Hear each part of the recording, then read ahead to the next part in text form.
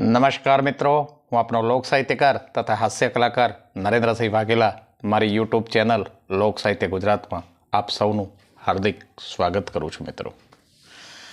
મિત્રો હમણાં એક ગુજરાતી એક ડૉક્ટરને દવાખાને ગયો અને રાતના લગભગ મોડું થઈ ગયેલું, 9:30 પોણા 10 જેવું, અને કડકડતી ઠંડી, અને સાહેબને જઈને દરવાજો ખખડાવ્યો અને કે સાહેબ આપ ઘીરે વિઝિટ કરવા આવો તો કેટલા રૂપિયા લેશો? ડૉક્ટર સાહેબ કે 300 રૂપિયા. તો કે હાલો મારી યારે. ડૉક્ટર સાહેબ તૈયાર થઈ ગયા, બેગ લીધી, ગાડી તૈયાર કરી અને ઓલાને બેહાડી આગળની સીટમાં વીઆઈપીની જેમ આગલી સીટમાં બેહાડ્યો અને કે રસ્તો તમે બતાવજો. અને ઓલાએ છેક ઘર સુધીનો રસ્તો બતાવ્યો. ઘીરે ગઈને ઉતરી ગયો અને પછી ડૉક્ટર સાહેબ બેગ લઈને ઉતર્યા એની હારે અને અંદર ગયા ઘરમાં. કે બોલો ક્યાં છે દર્દી? અને ઓલો કે સાહેબ 300 રૂપિયા થયા ને? કે હા. તો ઘરમાં જઈને તિજોરીમાં થઈ આમ કરી 100ની 3 નોટો લઈને આવ્યો ને કે લ્યો સાહેબ પહેલાં 300 રૂપિયા લઈ લ્યો. એટલે ડૉક્ટર રાજી બહુ થયા કે મારો બેટો હજી મેં ઈલાજ નથી કર્યો અને એ પહેલાં મને પૈસા ચૂકવી દીધા. 300 રૂપિયા ડૉક્ટરે ગજવામાં મૂક્યા અને પછી કે હવે દર્દી ક્યાં છે બતાવો મને. એટલે ઓલો માણસ કે સાહેબ દર્દી કાંઈ છે નહીં, દર્દી કોઈ નથી, પણ કડકડતી ઠંડીમાં ઠૂંઠવાતો હતો અને ટેક્સીવાળો પૂછ્યું તો 700 રૂપિયા માગતો હતો. ટેક્સીવાળાને ઘર સુધી મૂકી જવાનું કીધું તો 700 રૂપિયા ભાડું કહેતો હતો અને આપ 300 રૂપિયામાં આવી ગયા. અને ડૉક્ટર ગોથું ખાઈ ગયા, ખાડો હું ડૉક્ટર છું કે ડ્રાઈવર? એ મને ન સમજાણું. પણ મારી ઓફિસમાં એક બંગાળી મિત્ર મને આવીને આમંત્રણ દઈ ગયો. मन के कल हमारे घर भोजन है तो समय पे आ जाइएगा. અને મારા ઘરવાળાને મેં ઘીરે જઈને કીધું તો અમે તો સવારમાં નાસ્તોય નહોતો કર્યો અને 11 વાગ્યાને તો એને ઘીરે પૂગી ગયા. 11 વાગ્યાના એને ઘીરે પૂગી ગયા અને ત્યાં જઈને જોયું તો ઢોલક, મંજીરા, કરતાલ્યું, પેટીવાજુ આ બધું વાગતું હતું. અમે બેસી ગયા એની ખુરશીમાં જઈને અને એમ કરતાં એમનું ભજન કીર્તન હાલ્યા અને 3 બપોરના વાગી ગયા. અમે ભૂખ ના માર્યા, નથી કહેતા કે ભૂખે પેટ ભજન ન હોય ગોપાલા, પણ અમારે થઈ ગયું. અમે ભૂખ્યા અને 3 વાગી ગયા અને 3 વાગે એમનું ભજનનું સમાપન થઈ ગયું. એટલે ઓલો બંગાળી મિત્ર મારી પાસે આવ્યો અને કે આજ કા ભોજન ખતમ હો ગયા, કલ સમયસર આ જાના. હવે જવાય બીજી વાર? એક મિત્રએ બીજા મિત્રને ફોન કર્યો કે અત્યારે હું લગ્નમાં આવ્યો છું અને સુંદર મજાનું ડીજે વાગી રહ્યું છે અને ડીજેના તાલે બધાએ ખુશખુશાલ થઈને નાચી રહ્યા છે, પણ હું એક અભાગ્યો છું કે નથી નાચી શકતો. કેમ? તો મારી પત્ની હારે છે અને મને એના ઈશારે નાચવાની આદત પડી ગઈ છે.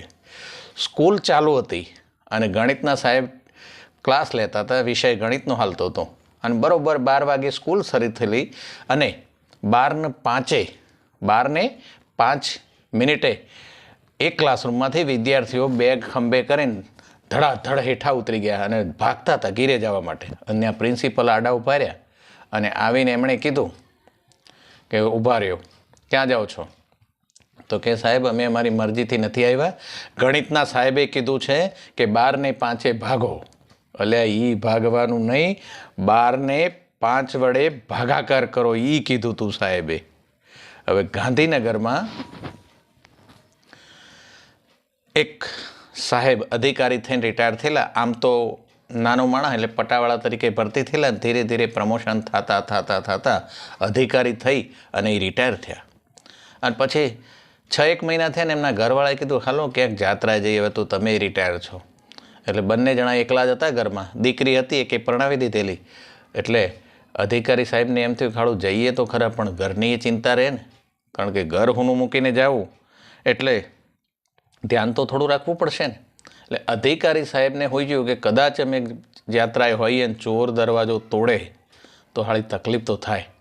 સામાન બધો વેર વિખેર કરી નાખે, તિજોરીના તાળા તૂટી ગયા હોય, દરવાજો તૂટી ગયો હોય, કારણ કે દરવાજાનું એ તારું તો એ તોડવાનું જ ને, દરવાજાનું એ તાળું તોડશે પછી જ અંદર ગ્રહ પ્રવેશ કરે ને.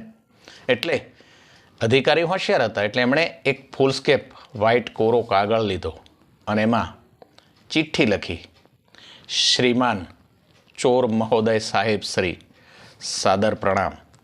હું આપને એટલા માટે જાણ કરવા માગું છું કે અમે પતિ પત્ની, હું બહુ નાનો માણસ છું સાહેબ, પટાવાળાથી ભરતી થયો હતો અને નાનો માણસ છું એટલે એક કેટેગરી સુધી જઈને રિટાયર થયો છું, એટલે મારી પાસે કાંઈ છે નહીં લાંબુ.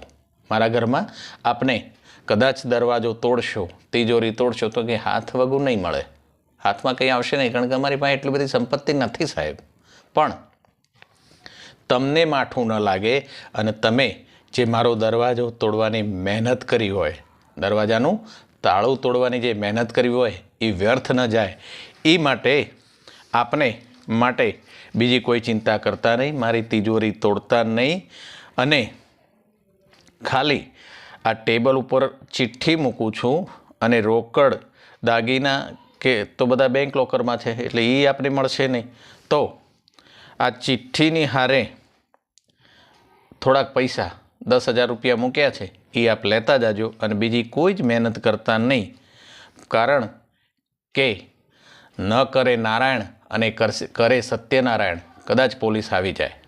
એટલે મને એમ થાય કે આપને નિશાસો ન પડે અને આપને ધક્કો ન થાય એટલા માટે મેં આ ચિઠ્ઠી લખી છે અને આપને આ 10,000 રૂપિયા રોકડા દેવા માટે જે મૂક્યા છે એ આપના જ છે, આપ લેતા જાજો.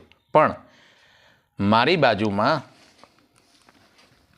202 નંબરમાં એક વેપારી રહે છે અને મારી ઉપરના માળે 309માં એક નેતાજીનો દીકરો રહે છે અને 507માં શેર દલાલ રહે છે. એટલે ત્યાં કદાચ આપ જાઓ તો આપના ધંધાને પ્રગતિ અને વેગ મળે એવી આશા સાથે વિનવું છું. જય માતાજી. કરીને ઓલા અધિકારીને એના પત્ની તો હરિદ્વાર નીકળી ગયા અને 17 પછી પાછા આવ્યા તો એમના ટેબલ ઉપર 10 લાખ રૂપિયા અને એક ચિઠ્ઠી પડી હતી અને 10 લાખ રૂપિયાની ઉપર એક સફેદ કાગળ લપેટેલો, એની ઉપર 5 ચાલ્લા કરીને શ્રી લખેલું હતું, એની ઉપર 5 ચાલ્લા કરેલા અને શ્રી લખ્યું હતું.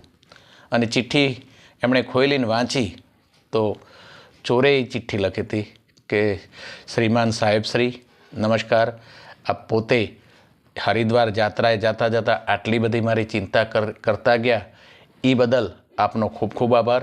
અને મેં આપના ઘરમાં કાંઈ ખોળા ઢંઢોળા કર્યા નથી, આપે કીધું એ મુજબ વર્ત્યો છું, નિયમ પ્રમાણે હાલ્યો છું, મેં આપની તિજોરીને હાથ પણ નથી લગાવ્યો અને પ્રેમથી આપ બક્ષિસ રૂપી જે 10,000 રૂપિયા મૂકી ગયા હતા એટલા જ મેં લીધા જ, બાકી મેં બીજી કાંઈ માથાકૂટ કરી નથી. પણ આપનો ખૂબ ખૂબ આભાર, કારણ કે આપે સલાહ દીધી હતી કે મારી મહેનત વ્યર્થ જાય એમ હતું, પણ તમારા થકી મારે 65 લાખ રોકડ અને દાગીના મળી અને લગભગ 72થી 75 લાખ રૂપિયાનો ધંધો થયો. એ બદલ આપના ટેબલ ઉપર 10 લાખ રૂપિયા આપના માટે આપને ચરણે ધર્યા છે. નમસ્કાર મિત્રો, જો આવા જ પાડોશીઓ મળે તો આપણો તો ઉદ્ધાર થઈ જાય ને. Thank you very much. મારી આ જ શૈલી આપ સૌને પસંદ આવતી હોય તો ચોક્કસ મારી ચેનલને લાઈક, શેર અને સબસ્ક્રાઈબ કરશો મિત્રો, અને કરાવશો, કારણ કે આપની વાહમાં જ અમારી હવા રહેલી હોય છે. Thank you very much. જય માતાજી મિત્રો.